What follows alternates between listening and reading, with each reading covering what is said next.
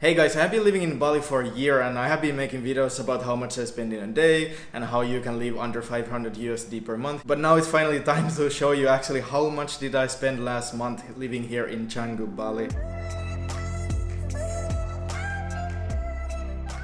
So I've been tracking all my expenses for the last month and now it's time to go through all the categories like accommodation, food, activities here in Bali and show you how much I spent for those. And in the end you will see the whole amount how much I spent last month. And all these expenses include me and my girlfriend, so it's for a couple. Okay, so let's start with the accommodation. So last month I paid half of this place we're staying now. In the next video I will show more about this place. Subscribe. The first half I already paid before, and I also last month paid the first half of the next accommodation after this. So the total is 690 euros and that's basically for 1 month of accommodation total. So it's not super cheap here in Bali, but these places are really nice and it's nice locations, so I'm happy to pay that amount for this kind of accommodations, but of course you can get much cheaper. And the next monthly expense is the scooter. So we have Yamaha NMAX, so that's a really nice scooter. We have a new model, it's very comfortable, it's a little bit bigger, there's more space, so I'm happy to pay a little bit more for that, and it's 80 euros per month. And before I go to the food expenses, I also spent 80 euros for Amo Spa, where I have been going to sauna and ice pool pretty much every day.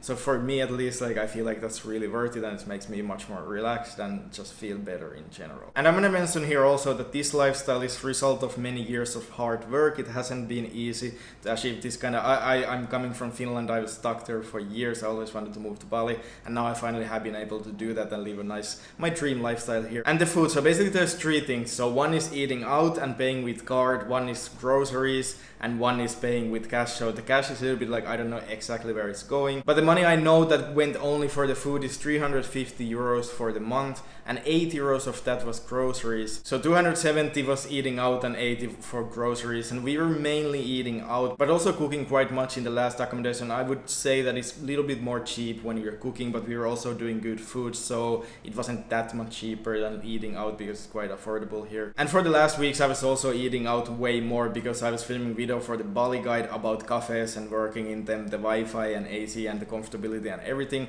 so that little bit more extra cost from that. And yeah, before we continue I wanted to talk about the Bali guide because I'm so proud of it. I have been putting so much time, energy and heart into that. I have been filming so many videos for it to make it the most valuable resource for you, so that you will be the most prepared when you're planning your Bali trip, and also to save money, stay safe and have the best time in Bali when you're here. So feel free to check that, the link is in the description. And that's also a perfect way to support this channel. And yeah, as I say, the cash is a little bit tricky, so it was 190 euros for cash last month. And I would say that's mainly for food, so you can add that to the food cost. But also that's for other things like surfing. I have been surfing a few times per week now for the last months to get better of that, but it's super affordable. It's only 3 euros per time when I rent the board for a few hours. No teacher, I have been learning by myself. It will be a little bit tricky, but it's so affordable like this and I love that. And we also use the cash for laundry and also petrol for the scooter, so there's little things we use the cash for, so it's not only for food. But let's say if 150 euros of that went for food, then it's 500 euros per month for food, and that's the maximum. And the next cost is not so fun, so 55 euros went for visa extension because I'm in a business visa here. Now it's possible to get the visa on arrival, but if you want to stay more than 2 months you need to get the business visa or kitas.